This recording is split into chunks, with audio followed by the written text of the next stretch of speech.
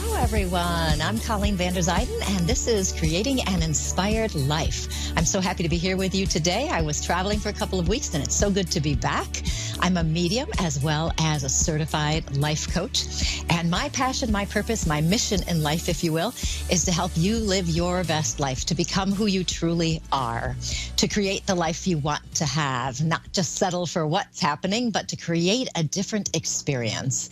And I do that as a medium as well as a coach. Now, today's coaching tip is all about a system you have within yourself that can let you know when you're headed down the wrong path. This came to me as I was driving to my conferences.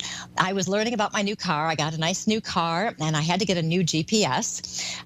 Oddly, I buy a new car, and it doesn't have a GPS, but what can you do? So I had to have a new car and a GPS. Both of them have all sorts of warning systems in place. They're very highly advanced. I'm not the quickest with technology, but there we go. It would let me know, the car would let me know if I was going out of my lane and would even pull me back into my lane. I've got flashing lights to let me know when a car is passing me. I've got other lights and messages popping up if I'm stuck in traffic and the car ahead of me moves. And as I was driving, and it was quite a lot of driving, I kept hearing all these different sounds, and I didn't know if they were my GPS or my car. I didn't know what it was. But some of these issues were legitimate. I did wander out of my lane on occasion, but some of them were not. Eventually, since I was driving so much, I got to figure out what was happening and what the signals were and all the lights and the sounds and all of that. But the GPS kept giving me a forward collision warning sound. It was like a dum. It'd give me this sound, and then things would flash. But there wasn't anything in front of me. Obviously, I needed to find that setting and turn it off. I think the problem was I didn't have it on the top of my dashboard, but on the next shelf down, so it didn't get a full view. But either way, it was going off, and it got me to thinking, what if we had a forward collision warning system for our lives? Something that would let us know that we're off track, that we have obstacles, something's blocking our way. It would warn us to pay special attention, maybe take proactive measures, change something. When we're driving, we have total control over our car, usually. We have total control. We decide where we're going. We decide how we're going to get there. We're the ones driving it. I know we have those newer cars coming out, but still, for the most part, we're doing that. A forward collision warning system guides us, warns us to take an alternative route or to be more aware. Life is exactly the same way as driving a car. How's that for an analogy, a metaphor thing? We're responsible for our actions. We're responsible for how we create our lives and control our experiences. We're responsible for choosing which direction we're going to do. And we do have a forward collision warning system, something to let us know we're going off track. You know that feeling you get in your gut when something isn't quite right? You get that that little thing in there going.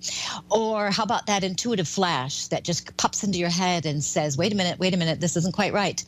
Or maybe you have a tight jaw when you're not saying something you need to say. Maybe your shoulders are all tense and they're carrying the weight of your worries there, and you can feel it, the tension in there. Maybe your stomach is part of yours. You might feel nervous in there, and no matter what you eat, it seems like something's always happening, and you're getting more worried about your stomach and what's happening. Maybe you start to fall asleep at night, and all of a sudden you wake up with a pounding heart and a runaway brain, and you're feeling all anxious. These are all signs of your forward collision warning system. You may have other signs as well, because of course we all have our own individual things. Your body is your warning system. It's trying to get your attention to let you know you need to course correct. Something isn't right, something needs to be changed. You need to become aware of something. Frequently, what needs to be changed is we need to reconnect to ourselves. You know, we've disconnected from our center. We're not really sure what we're doing. We might be lost in what we're going to do. We may have said something or done something that's not in alignment with our truth. And your body will start to give you these signs to let you know that, yes, there's something here you need to look at. I have a friend who's having a really tough time with her job, and she's very anxious. And it's showing up in her body with all the physical sensations of anxiety. She's got the racing heart, the nervous stomach, the body tension. For the longest time, she thought she had a physical issue, a physical problem. And she would go to the doctor and they couldn't find anything. She thought it might be a heart issue, because of a pounding heart. Then she thought it might be psychological. So she went back to the doctor. They talked about that and she tried medication and all that. But the anxiety didn't go away. And eventually she realized the anxiety was letting her know she needed to make a change with her job situation. She wanted to be somewhere else. She didn't want to be in that job, but she was ignoring that. She was denying her feelings and her emotions and what she knew would be right for her. And because she was denying it, the body started giving her these warning signals saying, hey, it's time, you've got to do something else. So rather than settling for something that wasn't good for her, she was giving that sign of it's time to start making the moves into a new direction. You may have experienced something similar, a similar situation where your body has some concerns and you think it's physical. So you go to the doctor and the doctor says there's nothing there and then maybe kindly suggests that it's caused by stress or worry. And then how many times do we get offended? It's not in my head because you feel like, they're dismissing your concerns. But you know what? He might be right. Years ago, I was in a relationship that was not the best. It needed to end, but I was ignoring it. I wasn't doing anything about it. And I just kept ignoring it over and over again. And eventually, I started having a problem walking. Literally, I could not walk very well at all. And it got to the point, of course, I went to the doctor and we were testing for multiple sclerosis and all these other things. I had MRIs, I had all sorts of stuff, but there wasn't anything there. And at that point, I wasn't aware of the effect of stress and worry on the body until after I ended the relationship and that problem totally disappeared almost immediately. It was actually miraculous, which that opened my eyes to see the effect that stress and worry, denying who we are, ignoring our needs and our emotions can really profoundly impact our bodies. Your body knows what you need and will let you know if you're on the wrong path. It really will. If there isn't a physical cause of whatever's happening in your body, and of course, sometimes things will happen and they do have a physical cause, of course. But if there is no physical cause, then yes, definitely look at the mental and emotional states. It's not something to be ashamed of that you're having such a negative time or an experience that your body is reacting to it. That's nothing to be ashamed of. Use the body as a way to learn more about it. So how can you learn to listen to your body? I had this simple way of doing this, and I call it an experiment, and you could play with it, okay? It's not a, sit down and make it a job. You're going to play with it. What you want to do is just on any old time, just sit there and see how you're feeling, see what's going on. Take a minute or two to notice how your body's feeling. Is there tension? Do you have anxiety? Whatever's going on. Then what you do is you take a deep breath and you're going to think of something that is relaxing or pleasant. For me, that would be sitting at the ocean, being outside in the sun, something like that. Think of something relaxing or pleasant, or you can think of somebody you love. And this is a great way to do it too, because if there's somebody you really love, you think about them. So you're going to think about these things. And what you do, close your eyes and you just breathe with it. Really go into the feeling, the relaxation, the peace, the love, whatever it is that you're envisioning. Go back into it and as much as you can, and then notice how your body is. And you'll notice that your body will be more relaxed. So now the other side of this is you want to try the next step, and this will let you know how your body reacts. You want to think of something that is negative, disturbing. It could be something in the past or the present. Don't spend too much time on this though, okay? Step into the emotions of it. Are you angry, frustrated, irritated? Are you feeling hopeless? Whatever it is, you want to really feel it. Step into that emotion, breathe into it, and then check with your body. And what you'll notice is that there will be some constrictions in your body. The muscles will tighten up. And when we get into a negative emotional state, our body will constrict. So you might feel that stomach, you might feel the headache, you might have the stomach issues, you might have the anxiety, and they all come from the physical changes that happen in your body. Your body is the forward collision warning system. Isn't that amazing? It's amazing. And if you can learn to touch into your body, to pay attention to it, it will lead you to a much greater awareness of the things you might need to change. It'll let you know.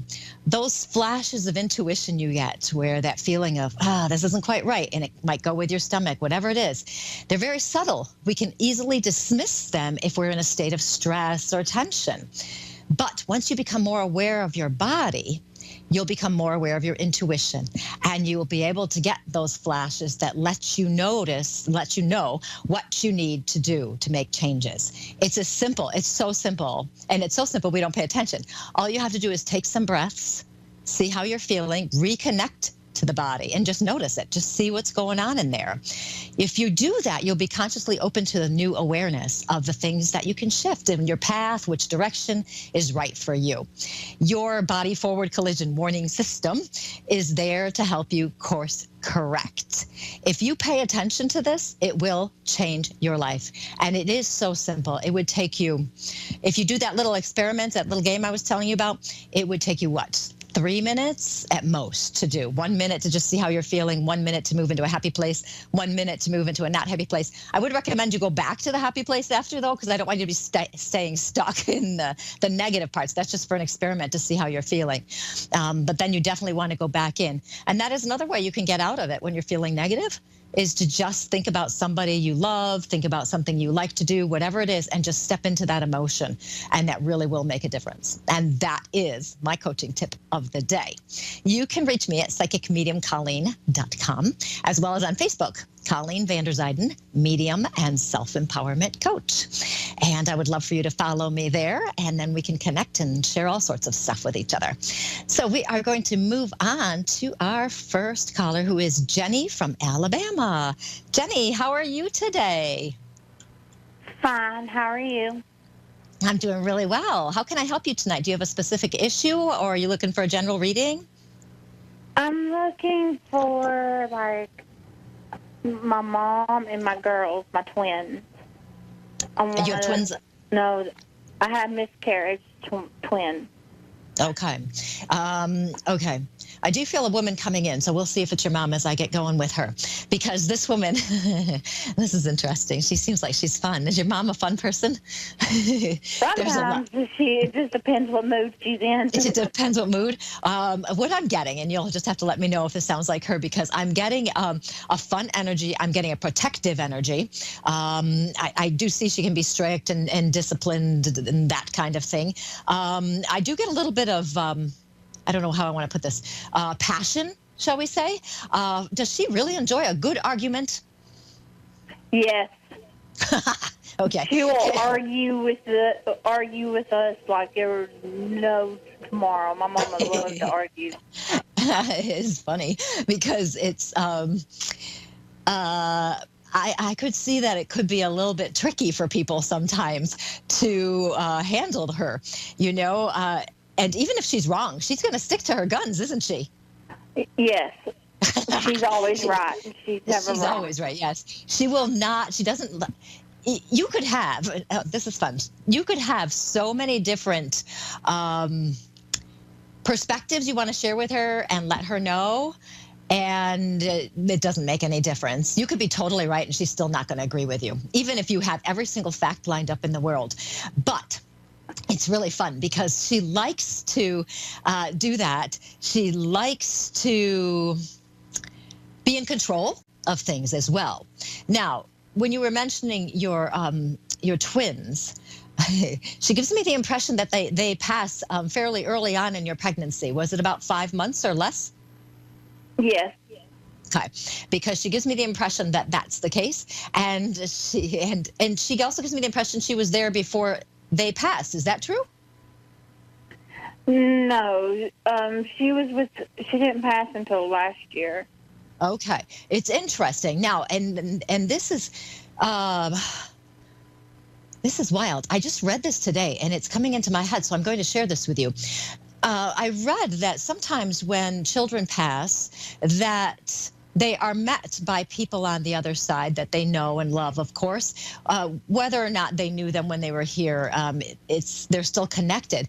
But I read that people who are here in the physical can show up on the other side to welcome kids. And I'd never heard this idea before. And it is interesting that I get the impression that she's there to welcome them, which makes me wonder about that theory. Because it's so strong of wanting to be there, okay? So strong of helping. So take that as you want to take it, but it is very interesting to me.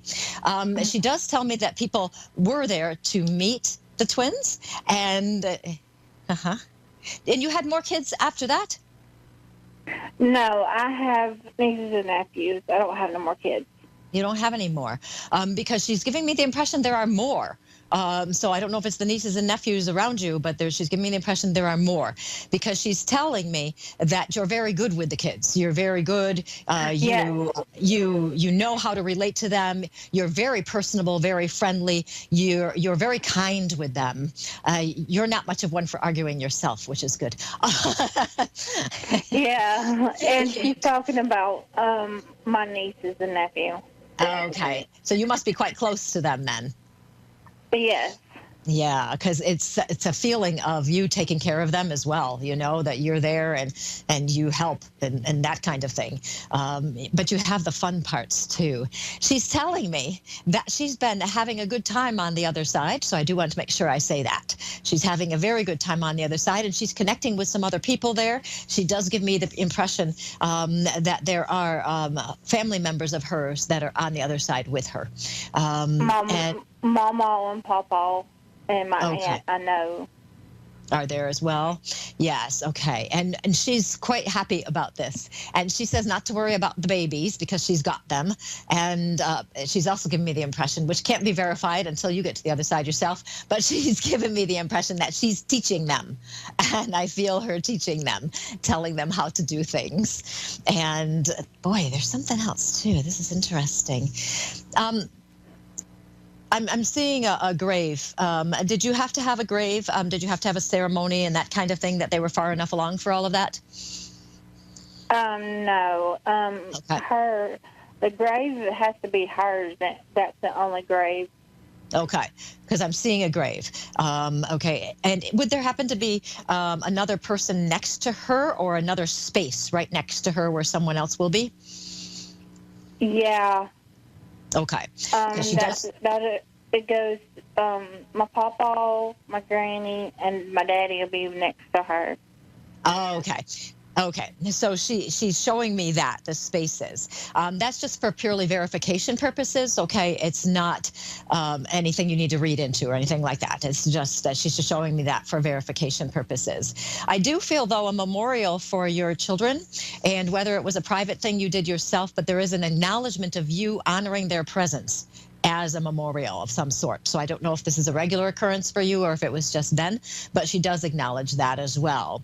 Yeah, I put two little angel things and told them it's for Mackenzie and Casey on her grave. Okay. Now I understand. I love how thank you for tying that in for me, so I understand what I'm talking about, because I never really know. So thank you. That really makes sense. Okay. I do want to tell you how much she loves you. I do want to make sure I say that, how much she loves you. And she's telling me that you've been doing pretty well. You've been moving along, you've been doing your things, and she's very proud of you, and I do want to tell you that as well. So that's very important for her.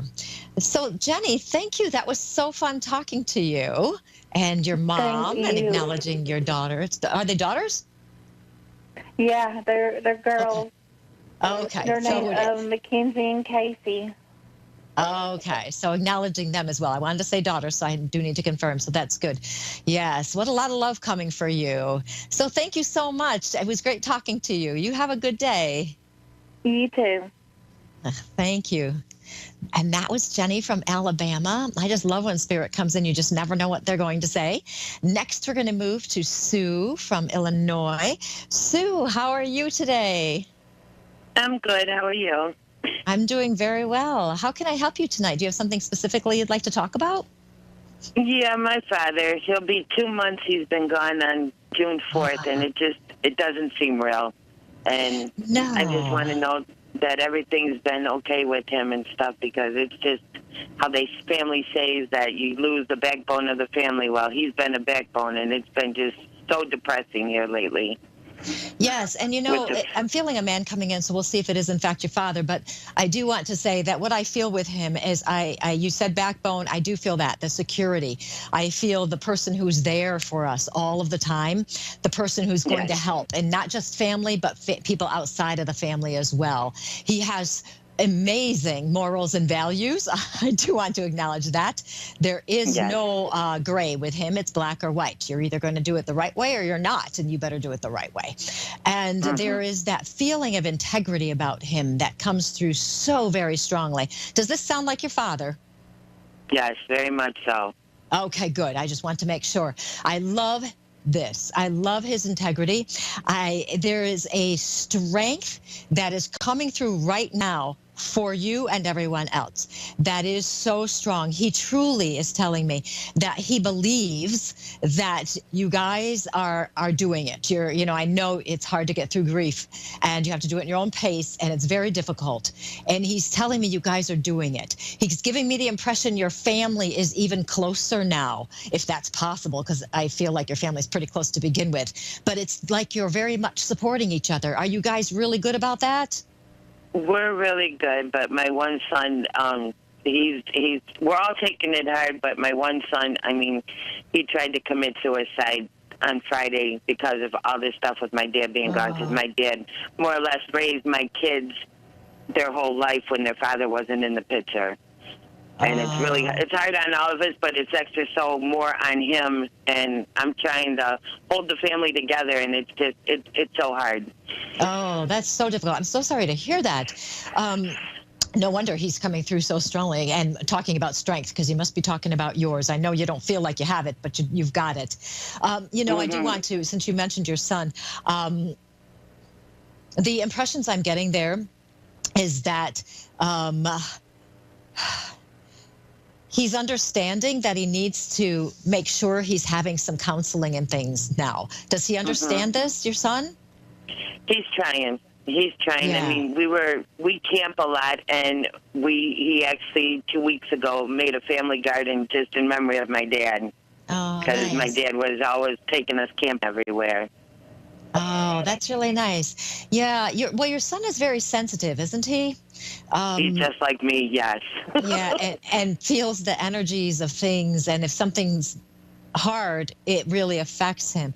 I don't feel him saying what he should have been saying to let you guys know how much he was hurting. I get the impression he was trying to be strong, the man, trying to be the man. And I understand the difficulties he was experiencing. There's the feeling, too, of your father really looking out for your son, really there for him. And I actually feel him touching his back. I feel like my hand wants to go around his back and almost a hug, but not all the way. Did your father do that with him quite a bit in the physical? Yes, he like I said, he's the backbone, and he was always there for us. When I'd get mad at the kids, he would be there understanding and try to talk to them and everything. Okay. It is that reassuring presence that is very important to him. And it's important for your son to realize that although your father has passed out of this physical life, he is still present. Okay. He is still involved in life. And I know it's not the same at all. No, it's but not. to recognize, no, it's not at all, is it? It's so hard when we lose somebody. It really is. But to know that there is that on the other side. I am feeling your son really enjoying being in nature, being outside, having that space around him. Is he also quite creative, your son?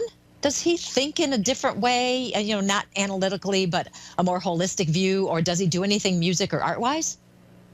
He does like to draw, But his like you said, his thing is nature, and it's like more so this year that the campground we belong to, that he's always there, and he's like trying to step up to the plate for what my dad wasn't able to do before he passed and everything. And it's like he's making sure it's clean, making sure it's done. And like I said, after he just got out, they let him out of the hospital yesterday, and he had to go straight down to the campground and check the garden to make sure the flowers and everything were still alive and everything. Okay, good. Okay, I have to tell you, I know you're probably worried about this. I would be. I have to tell you, I'm not feeling him trying suicide again. I'm not feeling that. I'm feeling like this was a wake-up call for him. Of course, you're still going to monitor him and all that, but I feel this was a wake-up call. I feel like it was not... It was an impulsive kind of thing, and I feel like he just didn't know what to do.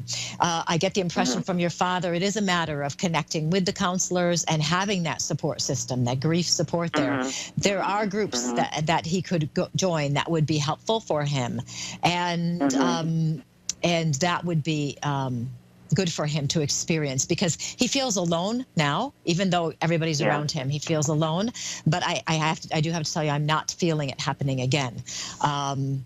You know, just continue to be aware. There's so much love coming in for you and for your son. I'm going to run out of time apparently, but I do want to tell you, if you would like to connect with me and if you would like me to talk to your son, I would be willing to do that free of charge, no charge. But if you would like me to talk to him, I'd be happy to do so. I would love it, because we're all hurt, and I mean, we know my dad's gone, and I want to make sure my dad's okay where he's at and everything, and it's just like, it's like a constant thing that you want to sit there and wake up before he passed. For the last 6 months, we were there seeing him every single day. Yes. Every single day. And it was hard for my son to sit there and visit my dad when he was in the hospital, in the nursing home, and in hospice. But he pushed himself and made an effort to make sure he was there. Oh, good, good. So if you want to contact me, and I only have like 30 seconds left, but if you want to contact me, just go to my website, psychicmediumcolleen.com, and you can send me a message. And I would be happy to talk to him and see if I can give him some guidance and some reassurance. I would not mind that at all. So yes, thank you for allowing me to speak with you. I'm so happy I got to. Thanks for calling. Thank you so much. You are welcome. So for those of you who are watching and listening, just know that our spirits are on the other side. You can connect with me at psychicmediumcolleen.com, as well as on Facebook, Medium Coach Colleen. No, I changed it. Colleen Vanderzyden, Medium and Self-Empowerment Coach. Thank you for watching, and I should see you next week. Have a great week. Goodbye.